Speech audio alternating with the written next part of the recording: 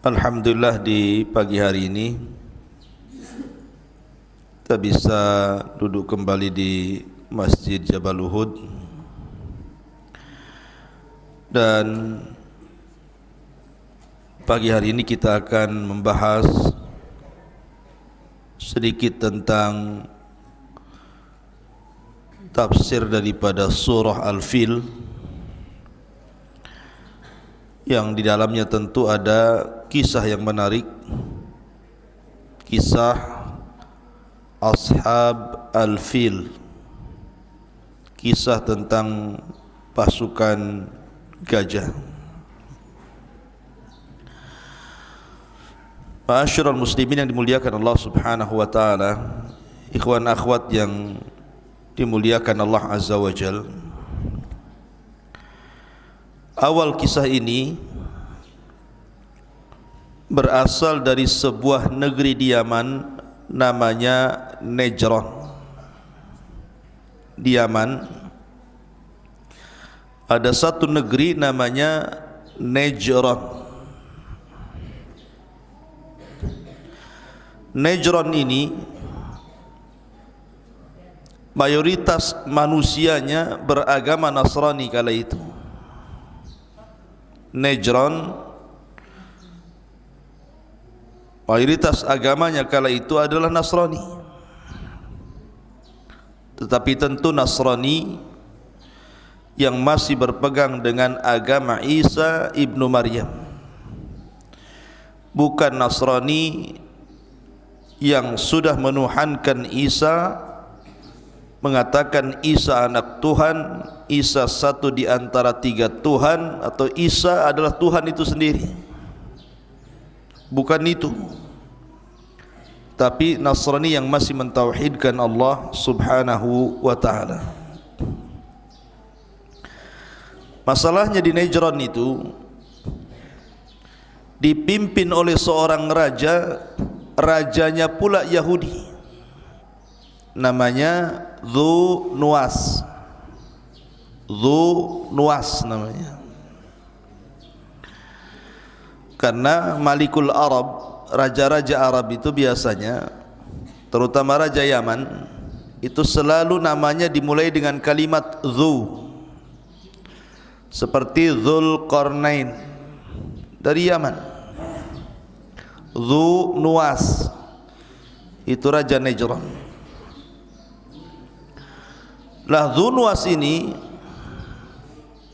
agamanya Yahudi, tetapi masyarakat Najran itu mayoritas Nasrani. Lah akhirnya Dhu Nuwas ini ingin menjadikan Najran ini semua menjadi Yahudi, memaksa rakyatnya untuk berpaling dari agama mereka, dari Nasrani pindah ke Yahudi.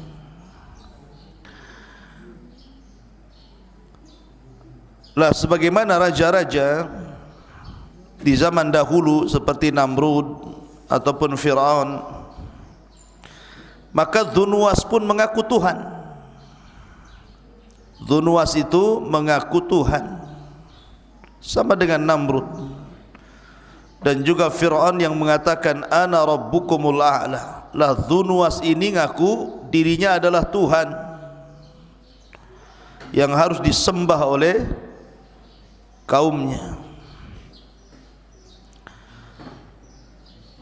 Untuk supaya meyakinkan bahwa dirinya adalah Tuhan, Dhu Nuwas ini punya tukang sihir. Tukang sihir inilah yang kemudian membuat keajaiban-keajaiban, seolah-olah keajaiban itu datang dari Dhu Nuwas, sehingga masyarakatnya merasa ketakutan dan menganggap Dhu Nuwas adalah Tuhan.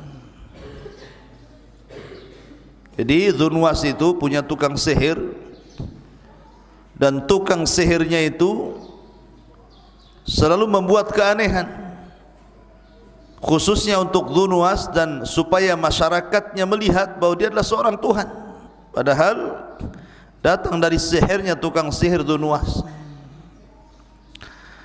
Lah kata tukang sihirnya Dhu Nuwas sudah tua, Akhirnya dia ngomong sama Dzunwas untuk dicarikan anak muda, biar saya bisa belajar dan mengajarkan sihir kepada anak muda itu. Kalau aku mati, dia penerusnya. Maka oleh Dzunwas dicarikan anak muda yang cerdas, kemudian belajar kepada tukang sihir itu. Masalahnya, perjalanan dari rumah anak muda ke tukang sihir itu melewati sebuah gereja. Karena di zaman itu agamanya Nasrani mayoritas.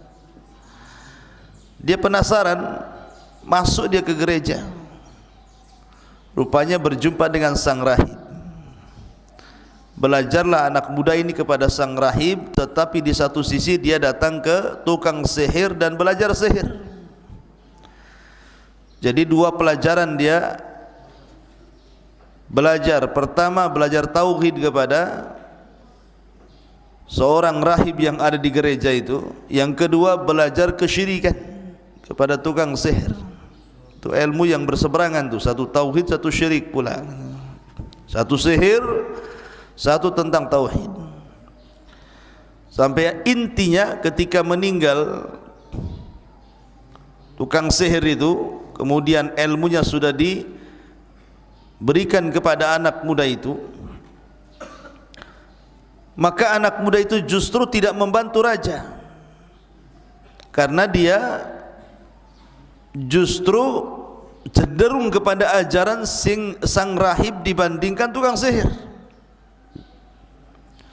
Akhirnya dia pun berkelana tidak mau melindungi raja dengan sihirnya, karena dia yakin bahwa itu tidak benar dan yang benar ajaran sang pendeta.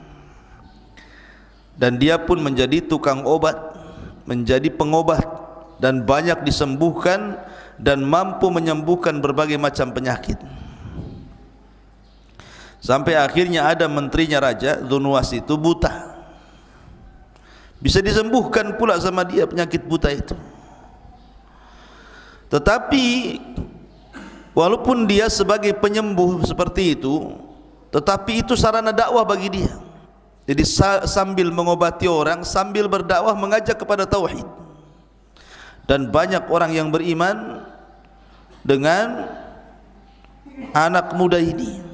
Jadi banyak orang yang beriman kepada Allah, mentauhidkan Allah gara-gara anak muda ini. Karena dalam setiap pengobatannya dia mensyaratkan untuk beriman dulu kepada Allah, baru diobati gitu ya. Termasuk Perdana Menteri Dzunwas ini yang buta kemudian melek tadi, dia pun akhirnya beriman dengan Allah gara-gara anak muda itu. Nah, ketika berjumpa dengan Dzunwas, kaget loh, kamu kemarin buta, kenapa sekarang sudah melihat? Siapa yang menyembuhkan? Maka menteri ini tidak mengatakan anak muda itu, tetapi mengatakan Allah yang menyembuhkanku. Marah Dzunwas. Gimana dia ngaku Tuhan, tiba-tiba kemudian di sampingnya ngomong yang menyembuhkannya Allah. Berarti ada Tuhan selain dia, kan begitu. Maka disiksanya orang ini, dipaksa siapa yang menyembuhkannya. Rupanya ditangkap pula anak muda itu. Terakhir anak muda itu ngaku siapa yang mengajarkannya sang rahib, ditangkap juga sang rahib. Tiga-tiganya ditangkap, masuk ke dalam sel. Kemudian sang raja pun menyiksa tiga-tiganya ini, suruh murtad dan mengakui ketuhanannya, tetapi tiga-tiganya tetap istiqomah. Pertama dipanggilnya menterinya itu, karena tidak mau kufur, akhirnya digergaji dari atas kepala sampai kaki, terbelah jadi dua. Dari sini digergajinya sampai belah jadi dua, mati-matilah digergaji ya. Kemudian gurunya sang anak muda itu dipanggil lagi sang rahib, suruh murtad enggak mau, digergaji lagi, mati. Anak muda ini ketika mau digergaji, sang raja enggak mau. Saya mau membuat perhitungan dengan anak muda ini, gara-gara dia gaduh semuanya. Akhirnya dia mengutus prajuritnya, bawa anak muda ini, lempar di atas gunung. Akhirnya dibawalah oleh prajurit anak muda ini ke atas gunung. Anak muda ini berdoa kepada Allah agar Allah melindungi dia. Dan Allah kabulkan. Sampai di atas gunung, tiba-tiba gunung itu menggema, gempa besar. Para prajuritnya pada jatuh mati. Gara-gara gempa itu, prajurit yang mengangkat dia ke atas gunung mati semua, kecuali anak muda itu masih hidup. Dia turun. Kaget sang raja melihat dia masih hidup. Ditangkap lagi anak muda itu. Kata sang raja, bawa dia ke tengah lautan, lempar di tengah lautan. Ketika di tengah lautan, anak muda ini berdoa lagi kepada Allah. Tiba-tiba datang ombak menghampas seluruh kapal prajurit raja. Akhirnya karam, mati semua. Anak muda ini masih hidup, gak mati-mati. Ya. Sang raja dengar anak muda itu masih hidup, marah lagi, tangkap anak muda itu. Jadi asli ditangkap, mau dibunuh, tidak bisa-bisa, tidak bisa mati anak muda ini. Sampai suatu ketika anak muda ini karena sudah tahu dia tidak mungkin lolos, kemanapun dia pergi pasti ditangkap dan akan ada upaya pembunuhan. Dia ingin kematiannya husnul khotimah. Akhirnya dia pun mengatakan kepada sang raja, raja, Dzunwas, kamu tidak akan bisa membunuhku kecuali ikuti saranku. Kumpulkan manusia di lapangan, buatkan aku tiang gantungan, salib aku di tiang itu. Aku akan berikan satu anak panah kepadamu. Dengan anak panah itu, kau lemparkan anak panah itu, arahkan ke pelipis mataku. Tetapi sebelum kau lepaskan anak panah itu, kau harus mengucapkan Bismillahi Rabbil Ghulam. Bismillahi Rabbil Ghulam. Sepakat raja. Senang dia, oh begini cara membunuhmu ya. Baik katanya. Dikumpulkan orang-orang Najran. Sampai-sampai Ibnu Katsir rahimahullah ta'ala menyebutkan jumlahnya itu sampai 20.000 lebih manusia yang ada di Najran dikumpulkan. 20.000 lebih hadir di lapangan itu. Kemudian raja pun membuat tiang gantungan, disaliblah anak muda itu di situ. Kemudian anak muda itu setelah memberikan anak panah kepada sang raja Dzunwas, maka Dzunwas ingin menampakkan bahwa dia adalah Tuhan dan bisa membunuh anak muda itu. Ditariknya anak panah dari busurnya, kemudian dia mulai membaca Bismillahi Rabbil Ghulam. Tidak sadar dia akan ngaku Tuhan, tetapi dia malah mengucapkan Bismillah dengan menyebut nama Allah, Rabbnya si fulan, secara otomatis membatalkan ketuhanannya. Ya. Dia kan Tuhan, harusnya jangan ngomong Bismillah Birabbil Ghulam. Tapi itulah siasat anak muda itu. Ketika dia menyebutkan Bismillahi Rabbil Ghulam, orang-orang mendengar semuanya, melesatlah anak panah itu tepat di pelipis anak muda itu, kemudian meninggal. Manusia yang menyaksikan ketika itu, tiba-tiba mereka berteriak, Amanna bi Rabbil Ghulam, Amanna bi Rabbil Ghulam. Kami beriman dengan Rabbnya anak muda itu. Melihat hal itu raja stres.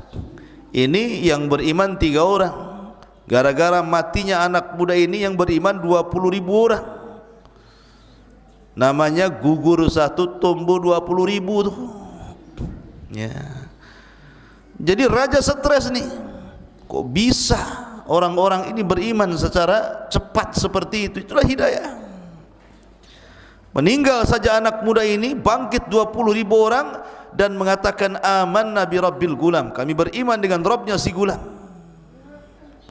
Akhirnya sang raja marah dan dia mengatakan kepada prajuritnya, tutup gerbang, jangan ada satupun orang-orang itu keluar dari gerbang.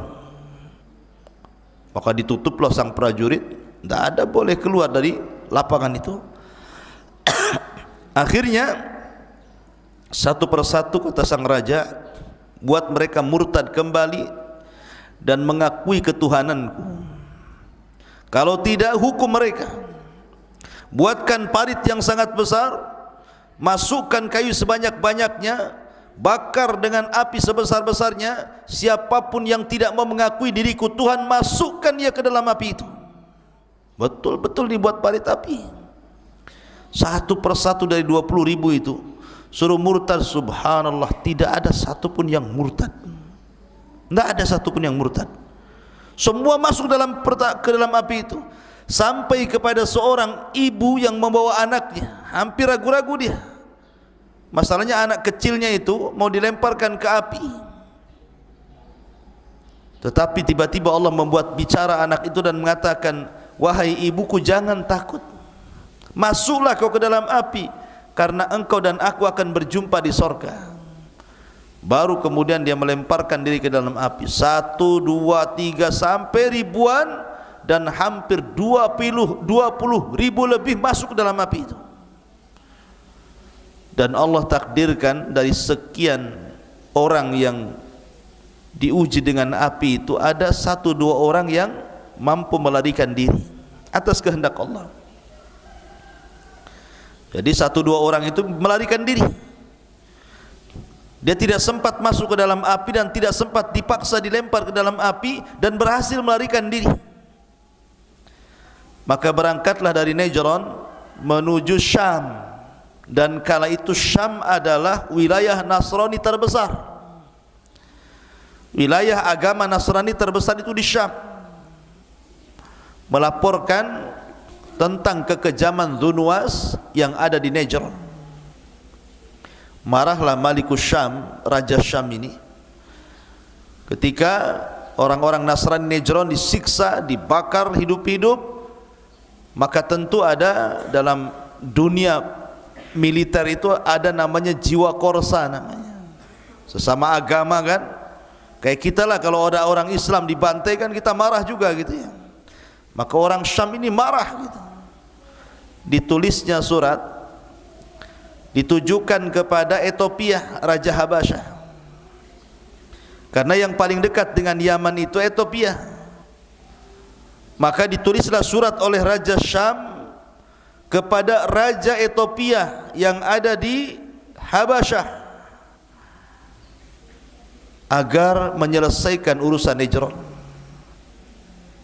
Setelah kemudian Raja Habasyah membaca kabar daripada Raja Syam tentang pembantaian di Najran terhadap orang-orang yang beragama Nasrani, marahlah Raja Habasyah ini, karena Habasyah juga negeri yang banyak mayoritas Nasrani kala itu. Maka diutuslah 2 pasukan besar dipimpin oleh 2 jenderal.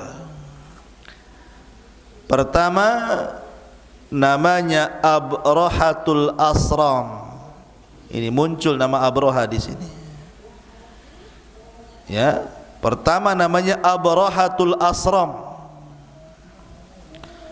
Yang kedua namanya Riyadh. Jadi Raja Ethiopia mengirim 2 jenderal besar dengan pasukan besar. Pertama dipimpin oleh Abrahatul Asram, yang kedua dipimpin oleh Riyadh. Berangkatlah 2 jenderal dengan 2 pasukan ini dari Habasyah menuju Najran, Yaman. Lah akhirnya kemudian setelah sampai pasukan itu ke Yaman, maka digempurnya Najran oleh 2 pasukan besar ini, oleh Riyadh dan Abrahatul Asram, dan berhasil dikuasai Najran oleh 2 jenderal asal Habasyah Ethiopia ini. Kemudian Dzunwas pun melarikan diri. Akhirnya kemudian dikejar dan berhasil dibunuh di lautan. Nah, setelah meninggal Dzunwas, maka kondisi Najran kembali kondusif, kembali menguat agama Nasrani, dan dipimpin oleh 2 jenderal, Abrahatul Asram dan Riyadh. Dalam sebuah daerah, ikhwan, tidak mungkin dipimpin 2 orang. Wali kota saja di Batam 1 sama dengan gubernur 1. Tidak mungkin wali kota dalam satu daerah 2. bisa pecah kongsi nanti. Makanya ketika itu Abraha dia licik, dia ingin membunuh Riyadh supaya dia satu-satunya penguasa Najran di bawah kekuasaan Habasyah atau di bawah kekuasaan Ethiopia ketika itu. Akhirnya dengan kelicikan Abraha, dengan taktik dan politiknya Abraha, akhirnya Abraha berhasil membunuh kawannya sendiri namanya Riyadh. Ketika Abraha membunuh Riyadh, marah ini Malikul Habasyah ini, raja Ethiopia ini, kok bisa jenderalnya dibunuh oleh Abraha. Akhirnya kemudian ngirim surat kepada Abraha, seolah-olah mengatakan, kenapa kau bisa membunuh Riyadh? Kalau kau tidak bisa mendatangkan alasan itu, kami akan datangkan pasukan yang besar dan akan membunuhmu dan akan membunuh pasukan. Akhirnya Abraha pun ingin menangkan raja Ethiopia. Cerdas Abraha ini. Dibawanya emas-emas dari Yaman, dibawanya barang-barang berharga dari Yaman termasuk tanah Yaman. Kemudian dikirim ke Ethiopia dan mengatakan, sesungguhnya kami tidak memberontak Anda wahai raja, kami tetap berada di bawah kekuasaan Ethiopia. Dari situ sang raja akhirnya percaya dengan Abraha, kemudian mengukuhkan kekuasaan Abraha menjadi wakil dari Habasyah Ethiopia untuk memegang Najran Yaman. Maka jadilah Abraha raja Najran menggantikan Dzunnuwas. Lah setelah Abraha menjadi raja, Abraha ini kan bukan orang Arab, tidak pandai pun berbahasa Arab.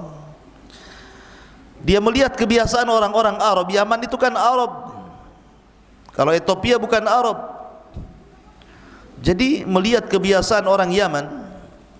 Orang Yaman itu suka datang ke Mekah, mengagungkan Ka'bah. Setiap setahun sekali mereka melakukan haji dan umroh, tentunya ala jahiliyah lah, tapi masih mengagungkan Ka'bah. Terpikirlah oleh Abraha untuk mengalihkan kiblat manusia dari Ka'bah ke Najran. Gimana caranya orang Arab tidak datang lagi ke Ka'bah dan datang ke Najran?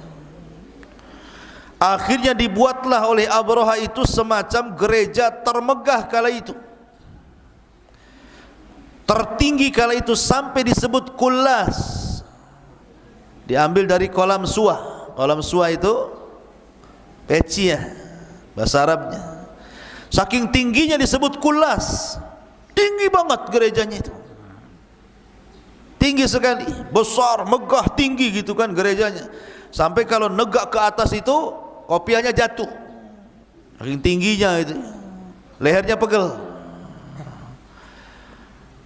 Setelah kemudian jadi dengan megahnya, dibangun dengan emas, dibangun dengan benda-benda yang sangat mewah gitu ya. Ketika hendak diresmikan, dikirimlah surat ke kabilah-kabilah Arab agar mereka mau datang ke gerejanya dan meninggalkan Ka'bah. Marahlah orang-orang Arab. Gimana enggak marah? Enggak bisa menggantikan Ka'bah dengan gereja. Siapa yang bisa menggantikan Ka'bah dengan gereja? Tidak ada. Kemarahannya sampai akhirnya seorang laki-laki dari Bani Kinana, seorang anak muda dari Bani Kinana, berjalan kaki dari Mekah menuju Yaman. Kemudian malam-malam masuk ke gereja Abraha, berak pula dia di gereja Abraha. Bukan di toiletnya, di dalam gerejanya. Tetapi kan dia orang musyrik, belum ada Islam ketika itu. Kalau orang Islam tidak boleh ya. Diberakin tuh gereja Abraha. Kurang puas diletakkan surat di situ mengejek Abraha. Bahkan sebagian anak muda yang lain berusaha untuk membakar gereja itu. Bahkan sebagian yang lain berusaha untuk merobohkan gereja itu. Tentu Abraha murka. Bagaimana mungkin orang-orang ini hendak melecehkan dirinya dengan cara menghancurkan gerejanya? Maka dari situ Abraha mencari-cari tahu siapa penyebabnya, apa alasannya. Rupanya penyebabnya adalah karena Ka'bah masih berdiri, masih diagungkan. Kalau Ka'bah tidak dihancurkan, maka akan tetap mereka datang ke Ka'bah mengagungkan Ka'bah, dan percuma, mereka tidak mungkin masuk ke gerejanya. Ditambah-tambah orang yang kabilahnya dekat dengan Ka'bah itu pula yang kemudian menghina dirinya dengan cara berak di dalam gereja. Dari situ disiapkan pasukan besar dengan 4 gajah yang ada di depan pasukan itu. Ada yang mengatakan 8 gajah, ada yang mengatakan 4 gajah. Dan gajah yang paling besar namanya Mahmud. Siapa di sini namanya Mahmud? Itu gajahnya Abraha itu. Jadi gajah yang paling besar namanya Mahmud, yang ditunggangi Abraha. Maksud hati Abraha membawa gajah itu sebenarnya ingin menggeret Ka'bah dari semua sisi pakai rantai. Jadi di rantai diletakkan di ujung Ka'bah sebelah sini, sebelah sini, sebelah sini, sebelah sini. Kemudian gajahnya suruh pergi, nanti Ka'bah itu akan roboh. Itu maksudnya, membawa Ka'bah itu untuk menghancurkan Ka'bah. Maka berangkatlah 4 gajah, ada yang mengatakan 8 gajah, kemudian pasukan berkuda, pasukan jalan kaki, pasukan yang sangat besar dari Najran menuju Mekah. Orang Arab itu ketika itu, ikhwan, mereka lemah, tidak bisa melawan Abraha. Kekuatan Abraha terlampau kuat. Ada beberapa kabilah berusaha menyerang Abraha tapi tidak berhasil, percuma, sia-sia. Sampai akhirnya ketika sampai di Taif, orang-orang Taif takut kalau seandainya Abraha menyerang mereka. Akhirnya mereka pun menyerahkan diri dan meminta Abraha untuk tidak menyerang Taif. Disangka mau menghancurkan Lata, patungnya orang Taif. Akhirnya orang Taif mengatakan, ya Abraha, Lata bukan Ka'bah. Kau jangan hancurkan Lata, Tuhan kami di sini, Ka'bah di sana. Nanti kami akan berikan engkau penunjuk jalan sampai di Ka'bah, jalan yang paling cepat, jalan pintas dan pantas. Akhirnya seorang laki-laki namanya Abu Rughal namanya, menjadi penunjuk jalan Abraha.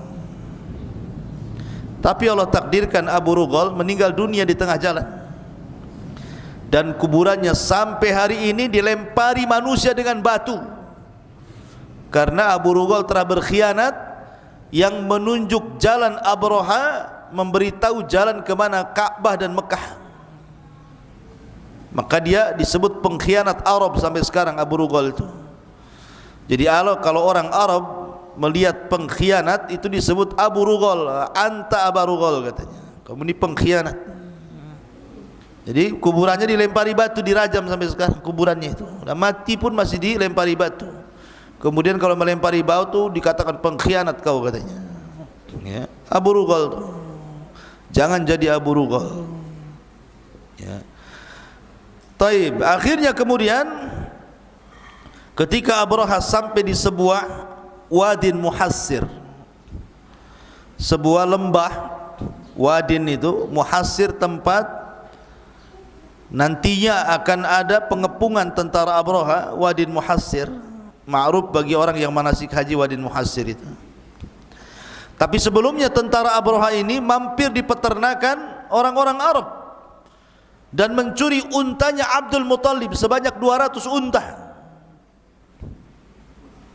Jadi ketika sampai di wadin muhassir, disinilah kemudian Abraha ingin berjumpa dengan Raja Arab, Abdul Muttalib. Datang Abdul Muttalib. Abdul Muttalib ini orangnya punya wibawa, karena ada orang-orang tertentu itu melihat wajah saja orang dah serem. Ada juga kalau melihat wajahnya langsung segen, wibawa. Ada orang yang melihat wajah orang itu langsung meremehkan, wajahnya ya kayak gitu. Jadi Abdul Muttalib itu punya wajah kalau orang lihat itu langsung wibawa gitu. Termasuk Abraha. Abraha kan enggak pernah kenal, enggak pernah berjumpa dengan Abdul Muttalib. Ketika Abdul Muttalib datang, Abraha turun dari gajah. Tidak ngomong dari atas gajah, dia turun, dia hormat kepada Abdul Muttalib, ngampar di padang pasir. Masalahnya dua orang ini tidak paham bahasanya masing-masing. Abdul Muttalib tidak paham bahasa Abraha, Abraha tidak paham bahasa Abdul Muttalib. Terpaksalah menggunakan dua penerjemah, menerjemahkan Abdul Muttalib dan menerjemahkan Abrahatul Asram. Seolah-olah Abraha mengatakan kepada Abdul Muttalib, bagaimana pendapatmu tentang pasukan yang akan menghancurkan Ka'bah ini? Tetapi Abdul Muttalib tidak menjawab soal pasukan yang akan menghancurkan Ka'bah. Justru dia mempersoalkan anak muda Abraha yang mencuri unta, 200 unta miliknya. Kata Abdul Muttalib, mana unta-untaku? Kenapa kau curi? Abraha meradang ketika itu. Dikiranya Abdul Muttalib akan marah gara-gara Ka'bahnya akan diserang. Bukannya cerita Ka'bah, malah cerita unta. Maka Abraha pun langsung hilang karismanya. Abdul Muttalib langsung hilang karismatiknya di hadapan Abraha dan mengatakan, aku cerita tentang penyerangan, kau pula cerita tentang unta. Maka kata Abraha, kembalikan untanya.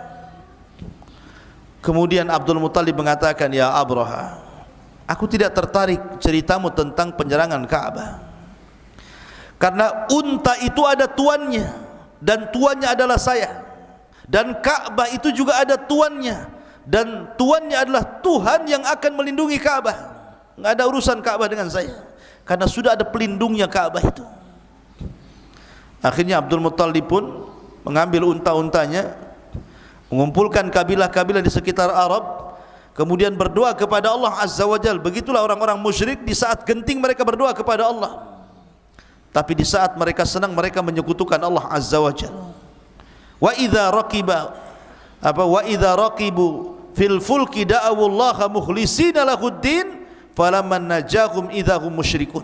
Apabila mereka diombang-ambing di tengah lautan dalam kondisi genting, mereka berdoa ikhlas karena Allah, tapi ketika diselamatkan mereka melakukan kesyirikan. Begitu kebiasaan orang musyrik. Abdul Muttalib pun bermunajat kepada Allah untuk supaya warganya tidak ada yang kena, Ka'bah tidak hancur, dan begitu seterusnya. Akhirnya mereka pun disuruh naik ke mana? Ke Jabal Abi Qubais, yang sekarang jadi istana raja. Naik semua ke Jabal Abi Qubais, mau melihat apa yang terjadi dengan Abraha dan pasukannya di atas gunung itu. Maka semua kabilah-kabilah yang dekat dengan Ka'bah naik semua ke Jabal Abi Qubais, dilihatin dari atas tuh, mau apa Abraha tuh. Ketika Abraha sudah mendekati Ka'bah, kan di Wadi Muhassir itu kan sudah mendekati Ka'bah, tiba-tiba untanya enggak mau gerak. Disuruh menghadap Ka'bah, jalan ke Ka'bah enggak mau jalan, tapi ke tempat lain mau dia. Kalau disuruh berdiri jalan ke arah Ka'bah enggak mau, langsung deprak lagi. Tapi kalau diarahkan ke selain Ka'bah langsung berdiri dan siap jalan gitu kan. Ada apa ini? Ya, kok begini? Akhirnya kemudian Allah Subhanahu wa taala menghendaki lain. Tiba-tiba langit gelap, bukan karena awan. Ketika Abraha dan pasukannya melihat ke langit, rupanya gelapnya langit itu karena tertutup oleh burung-burung laut yang berwarna hitam. Itulah burung ababil. Allah kirim burung-burung laut yang disebut dengan ababil. Kemudian burung itu menutup matahari, menutup awan, sehingga gelap gulita, dan setiap burung membawa batu-batu yang sangat panas. Minimalnya 3 batu satu burung, 2 di tangan dan 1 di paruhnya.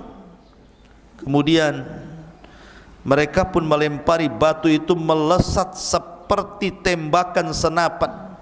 Kalau mengenai dadanya tembus ke belakang, mengenai kepalanya tembus ke belakang ke tengkuknya. Makanya Allah Subhanahu wa taala mempermisalkan seperti daun yang dimakan ulat. Lihat daun kalau dimakan ulat kan tembus tuh. Ya. Dari sini Allah Subhanahu wa taala gambarkan dalam Al-Qur'an peristiwa ini diabadikan, yang kemudian Allah Subhanahu wa taala firmankan dan dijadikan surat yang sangat pendek dalam Al-Quran dan dibaca sampai kiamat dibangkitkan. Apa suratnya? Suratul Fil, yang antum semua sudah hafal. Alam tara kaifa fa'ala rabbuka bi ashabil fil alam yaj'al kaidahum fi tadlil wa arsala alaihim tayran ababil tarmihim bihijaratin min sijil faja'alahum ka'asfin ma'kul. Tidakkah engkau lihat wahai Muhammad apa yang terjadi, apa yang diperbuat Rabbmu terhadap ashabul fil, pasukan Abrahatul Asram yang membawa pasukan gajah untuk menyerang Ka'bah itu. Alam tara kaifa fa'ala rabbuka bi ashabil fil alam yaj'al kaidahum fi tadlil, bukankah kami jadikan tipu daya mereka sia-sia? Lihat bagaimana Allah Subhanahu wa taala membatalkan makar mereka. Wa makaru makran wa makarna makran wallahu khairul makirin. Silakan kalian buat makar, Allah juga punya makar sendiri, dan sebaik-baik makarlah makarnya Allah Subhanahu wa taala. Fi tadlil wa arsala alaihim tayran ababil, kami utus kepada mereka burung-burung ababil, tarmihim, yang melempar mereka dengan batu-batu itu, faja'alahum ka'asfin ma'kul, maka Allah jadikan mereka seperti daun yang dimakan ulat, hancur. Ya, termasuk Abrahatul Asram. Maka orang itu setiap dilempar oleh batu-batu itu langsung meleleh dagingnya. Tidak ada yang selamat dalam peristiwa ini.